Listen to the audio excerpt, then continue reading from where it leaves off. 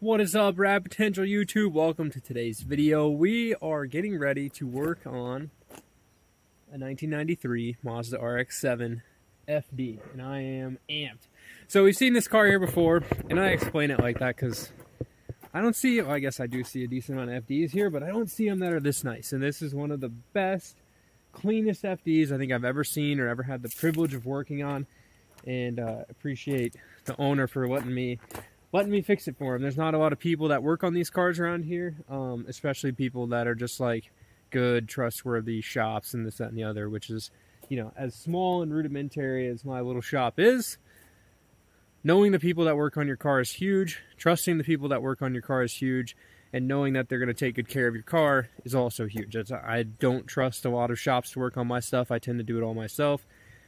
And that's just because I kind of know what goes on in shops, and sometimes it's just sketchy to me. So anyways, this car is here. 93 Montego Blue on tan. Probably one of the most common color combinations on these cars.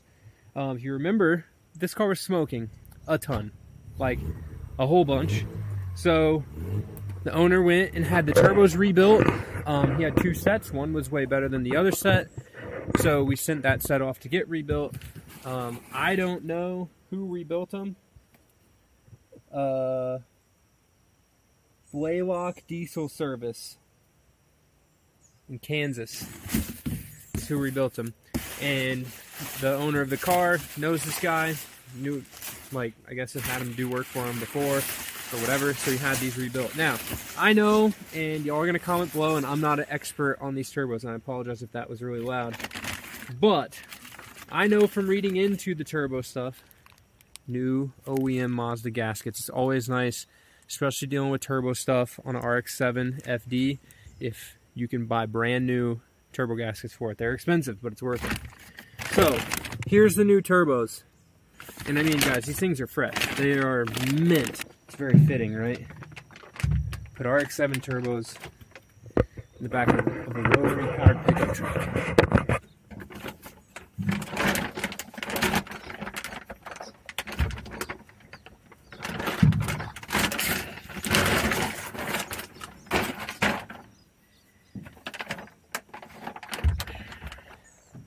So where are we at? We're talking about turbos. So, rebuilding these turbos, I know just reading into the Hitachi turbos that are on these cars from the factory, that they are a very hard turbo to rebuild. It's very hard to get the seals and the shafts and the bearings lined up, and especially if you take the original bearings out and try to put new bearings in, the races can be warped and new bearings don't stay, and then they leak right away, and it's just kind of a mess, which I wouldn't doubt that that's what happened to the old set of turbos because they were rebuilt prior to that car getting put together. So these have been rebuilt. If these are the cores that I inspected before you sent them off, they were in really good shape prior. So very good now. Minimal to no shaft play. The bearings feel exceptional. So, you know, I don't know what all is involved in rebuilding a set of turbos. I have no idea. I know on these FD turbos, what you're looking for is no cracks in the manifolds. You can see there's a small one here, small one here, but this was the better set of the two that he had, as well as just shaft play and making sure that everything is right. So these have been freshened up. They look freaking mint, and it's not something that I do. I advise that we try to find a set of B&R turbos for this, the stage 1 set, which is effectively some upgraded center sections. So they're brand new center sections instead of rebuilt Hitachi ones. They do make more power, they do make a little more boost, and for this application we were just wanting stock, so we just stayed with stock stuff. So that's the turbskis. Now, new gaskets, all OEM bits, no aftermarket stuff on this car. This car is basically all stock. It does have a downpipe, and then I think a racing beat exhaust, so hopefully it doesn't run into any boost creep, boost issues, but it still is stock ECU, so it's not a race car for this guy. This is literally like, imagine you owned a Mazda dealership and you just had a really mint RX-7 to have in your collection. That's what this car is.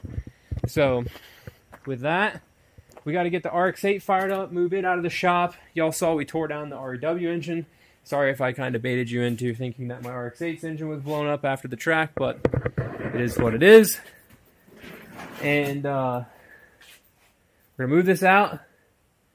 We're going to get that in here. No, it doesn't run, doesn't have turbos. So we're going to utilize the new winch on the trailer.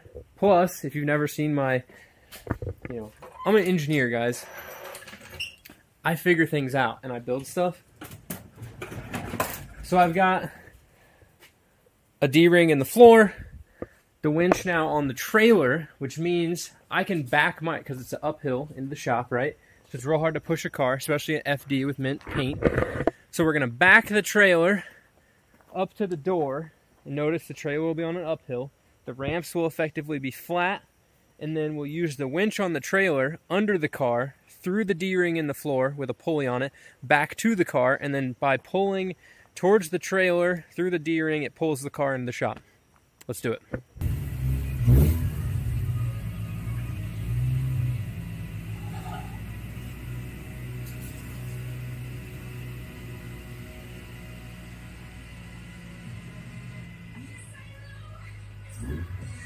Alright guys, first lesson in putting these turbos on that I've learned. So, the rebuilt turbos that came back, right, they had 2 oil drains on. One of them was on backwards. So when I took it off and tried to put it on straight, right, fitting in here, just like this, it was contacting this diverter or wastegate actuator, basically. And because of that, I noticed that when I tried to put the coolant line on, which I'll just use this side as an example, but effectively the coolant line connects both CHR arrays, which is the central housing rotating assembly or whatever they call it. That didn't line up. Now this is a hard line, right? So I can't, twist an individual banjo fitting. They need to be, the CHRAs need to be lined up. So I had to go through the trouble of resetting the alignment of these, which I had to rotate, reclock the cold side on the rear turbo, and then reclock both of them on the front turbo. So because this CHRA didn't line up with that one. So fortunately, I have another set of twins here that is already pre-built. It has all the drains and stuff on it. So I was able to line up kind of where these fit. Then the next bit you have to be sure of is, does your Y pipe fit, which is this piece. It looks like a Y, right? So this is the first bit of cold side charge piping you have that links the 2 turbos together. So that's that piece fitting now. Now there is a junction right here where my thumb's at, so this back section can rotate from the front section, and it's kind of, you need that section to be able to twist a little bit just for installation, this, that, and the other, but if your cold sides are clocked too far off, it won't work. Now, my sister had to come and help me get this snap ring back in. Now, I've never popped apart one of these twins before, but I've taken turbos apart before. And that snap ring, albeit easy to get out, was very hard to get back into the groove. And I don't have a snap ring pliers that's big enough, so I was using a bent tip needle nose. So if you can imagine operating the needle nose whilst putting pressure on the snap ring, whilst not letting the cold side housing rotate, I needed extra hands. So, pretty stoked for that. She was able to push on the snap ring while I clamped the thing together. So, pretty amped. This is now not quite ready to go back on the car, but almost ready to go back on the car. So I got to grab the fresh crush washers and then put all of the lines on this effectively, nicely, using this one as a template. And then once that is done, then this is effectively ready to go in the car. So bring you over here and show you the car. So I got clear wrap under my blankets, so I can scratch it, and hopefully y'all can see down in there. I need to clean off that surface and then get the studs put back into the lower intake manifold. So effectively there is 1, 2, 3, 4, 5. They're not all studs, but most of them are. There's some longer bolts that need to go in there. So I already de-nutted the studs. It's very common for these turbo bits when they come apart for the stud and the bolt to be one piece. So I just chuck these in the vise, take the bolts off the end, or the nuts off the end.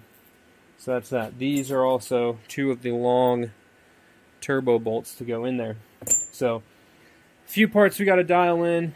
we'll get this put in here, and then we'll start buttoning this up.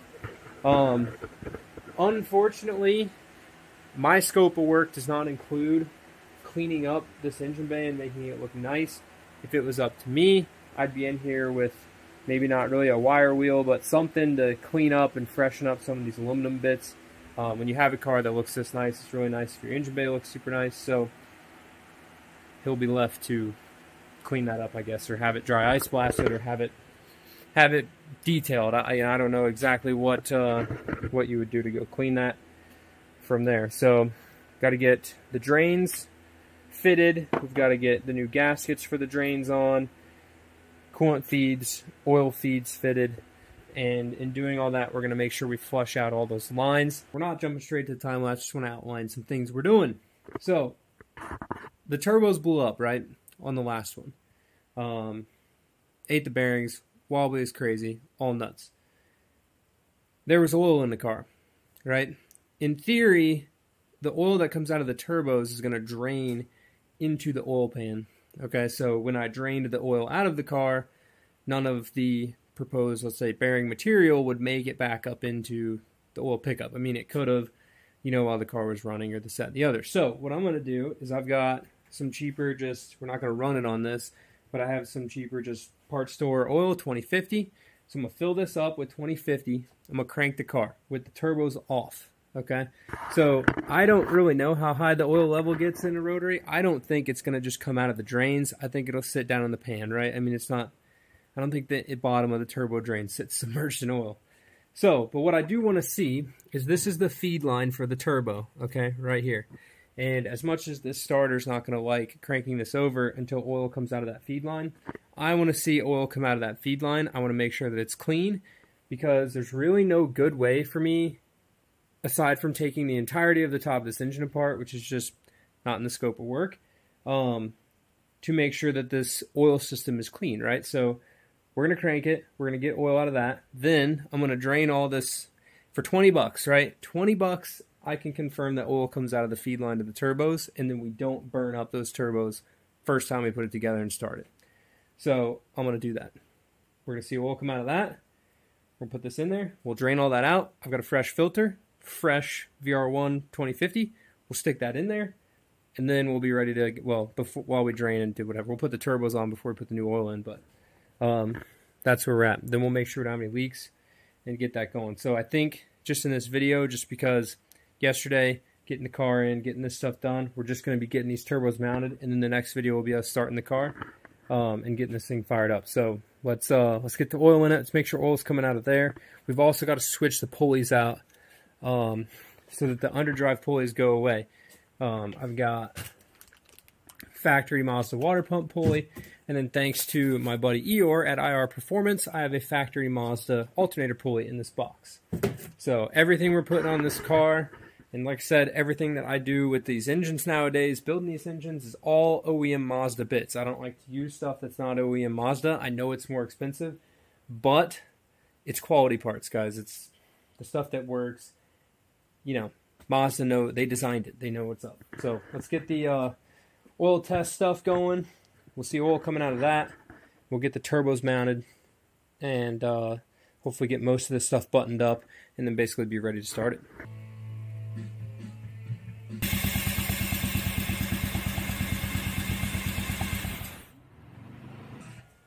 Alright guys, this is perfect. So I set this up in here on this paper, and this is the oil that came out of the turbo drain. So I know it's very black. I drained all the old oil out, but there's still going to be some remnants of, crust and stuff in the rest of the engine. I kind of want to pour this out onto a rag and see if we can see any metal shavings or anything in here. I don't really think that there's going to be, but you do never know, especially with any sort of bearing failure. But I kind of highly doubt there's going to be anything weird going on. Man, that thing pumped out a lot of oil real fast. Oh, here. Let's use this.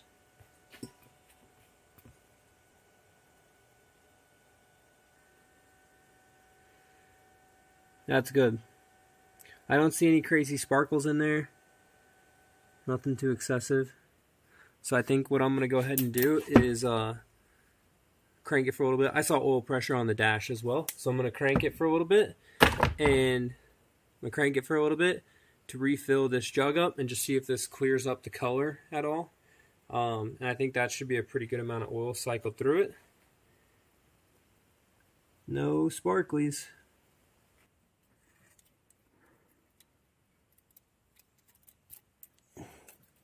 Alright guys, we got fresh exhaust gaskets on, everything cleaned. The diverter actuator is not stuck. I can feel it moving, so that's a win. We got the oil drains clean. I've got to put those gaskets on real quick, and we're basically ready to drop the turbos in. So something to note when you're doing this is that if you still have studs on your oil drain holes, those hard lines, so these hard lines are pretty fixed, right? They got a little bit of flex to them, you know, and they can move around a little bit, but they're pretty dang fixed. You know, like this one's going to have to flex over a little bit just to sit flush against the block, and this one right here goes on that front little plate. The front one is a different gasket. It's not symmetrical. It's this gasket right here.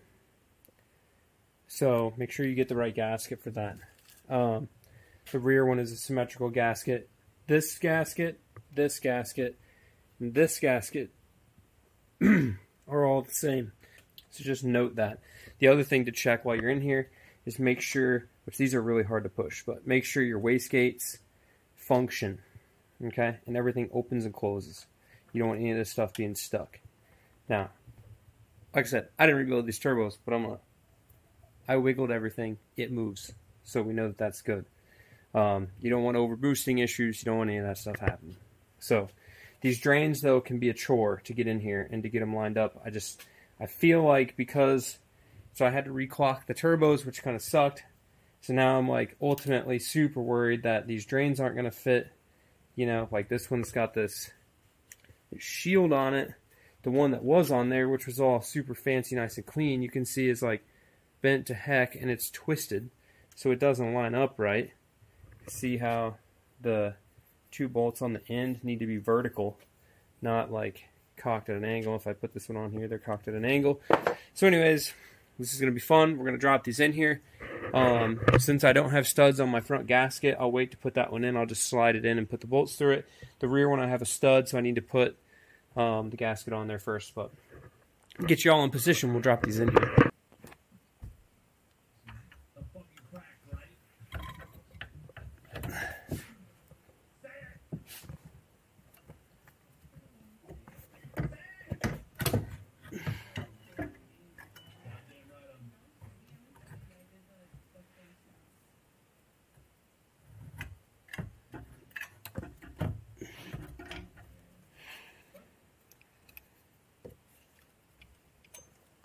Alright guys, we got the turbos dropped in. A couple things just want to outline with you, tips for getting them stuck down in there. Okay, especially if you got the studs. These drains have these flex pipes in here for a reason, okay? Because they may not fit perfect when you drop them in, especially these. And I don't know, like I said, if I had these turbos clocked perfectly or not. They're as close to lined up as the set that I know came off of a car that was unmodified. But the drains have flex pipes, right? So those drains might have been a little different than the drains on here. So it's going to be really hard for me to show you, but down underneath where this drain fits to the engine, which I can kind of show you it on this RX-8 engine, but so it fits to the engine right down in here, and it kind of sits, actually it's this side, it kind of sits a little bit off center like that. Okay, so what you'll have to do, what I had to do, is just kind of use a screwdriver to pry and twist the bottom of this over so it just popped right onto that lower stud. And then I'll have to use a screwdriver as well to pry it to get the top bolt in and just make sure my gasket's lined up. On this front one, which is literally going to be impossible for you to see, there's a little bit of a gap, about a quarter of an inch or so. When I tighten that down, it should pull it together. And it's going to, ideally, you know, these drains are old, right? These tubes, assuming when I tighten that the flex pipe works and it doesn't crack. That's the most ideal situation, and I guess that's really the only situation we can try. So here's a set of 99 spec twins. These are later model ones, so you can see the drains are much different for those, just with where this turbo drain's not even the right spot. That one's different, but just to keep you know, that's what it looks like. So I'm going to get all that tightened down. Alright, my dudes, I'm amped. It's all bolted down. It's kind of a pain in the butt to get to everything, but honestly, not that bad. I would say like FDs and RX8s are kind of tied for a pain in the butt award as far as working on stuff around your engine. So turbos are bolted in. I'll just show you on these. This setup up here, what you need to make sure you hook up when you put your turbos on, and we'll be firing this thing up in the next video. So front drain, rear drain, we went over that. You have two coolant lines that go to your turbos. There's a lower one that runs along on the back of the engine. This connects to the back of your water pump, and there's an upper one up here that also connects to the water pump.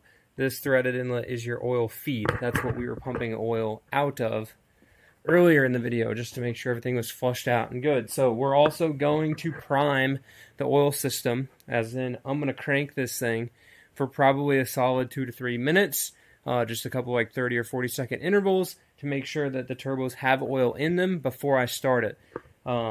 You'll see on some turbos even they'll have a tiny bit of shaft play when they're dry, if they've been sitting for forever. Once you get oil in those bearings, then that shaft play goes away.